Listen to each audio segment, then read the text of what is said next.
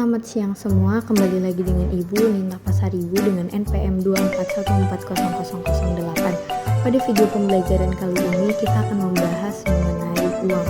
Kita semua tahu apa itu uang, tetapi di sini Ibu akan memperjelas lebih rinci lagi materi mengenai uang. Sebelum kita masuk ke materi tentang uang yang perlu kita bahas pada materi ini, yang pertama ada pengertian uang, yang kedua sejarah uang, yang ketiga jenis-jenis uang, yang keempat fungsi uang, dan yang terakhir manfaat uang.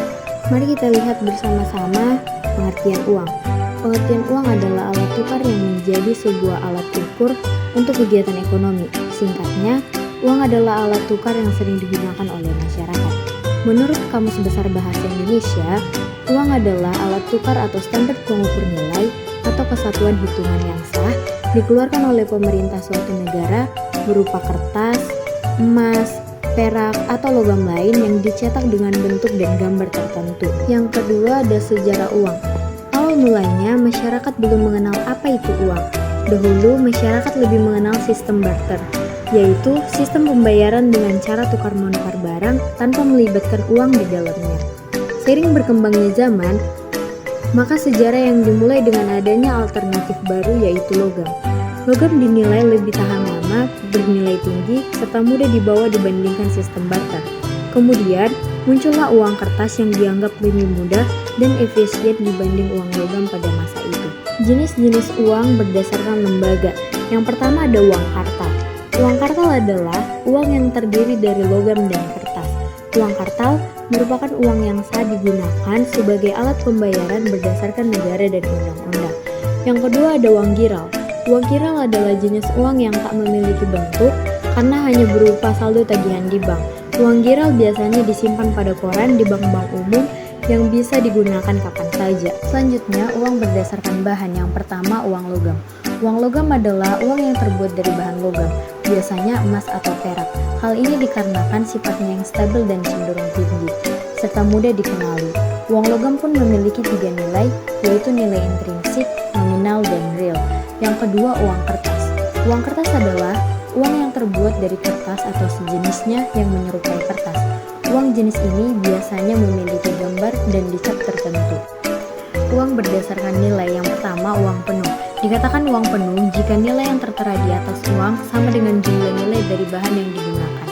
Misalnya, uang tersebut adalah emas, maka jumlah nilai bahan pembuatnya harus sama dengan nilai uang emas tersebut. Yang kedua, uang tanda. Uang tanda adalah uang yang memiliki nilai lebih tinggi dibandingkan nilai bahan pembuatnya. Misalnya, pemerintah ingin membuat uang dengan nilai 100.000 dengan hanya mengeluarkan biaya 50.000. Selanjutnya ada fungsi uang. Yang pertama, alat tukar. Utamanya, fungsi uang adalah sebagai alat tukar atau medium of change. Dalam kehidupan bermasyarakat, uang menjadi alat tukar dalam transaksi pembayaran barang dan jasa tanpa melibatkan kegiatan tukar-menukar barang. Yang kedua, alat penyimpanan nilai. Fungsi uang lainnya yaitu sebagai alat penyimpanan nilai, di mana uang bisa mengalihkan daya beli masa kini ke masa yang akan mendatang. Jika seseorang menjual barang dan mendapat uang, maka uang tersebut bisa digunakan untuk membeli barang dan jasa di masa yang akan datang. Yang ketiga, satuan hitung. Uang memiliki fungsi sebagai satuan hitung, di mana uang bisa menunjukkan nilai kekayaan. Selain itu, uang juga dapat menunjukkan berbagai nilai barang dan jasa yang diberikan serta menghitung jumlah pinjaman. Dan yang terakhir ada manfaat uang. Selain fungsi uang di atas, uang juga memiliki manfaat lainnya, yaitu sebagai pendorong aktivitas ekonomi, di mana uang menjadi patokan ukuran kekayaan seseorang. Dengan begitu, masyarakat akan terdorong untuk memiliki uang sehingga memacu terjadinya lebih banyak aktivitas ekonomi dari suatu negara. Demikian pembahasan mengenai pengertian uang, sejarah uang, dan seterusnya. Sebagai komponen inti dalam aktivitas bisnis, uang menjadi tujuan yang diusahakan oleh semua orang setiap harinya. Memahami tentang uang adalah informasi berharga. Cukup sekian video pembelajaran hari ini.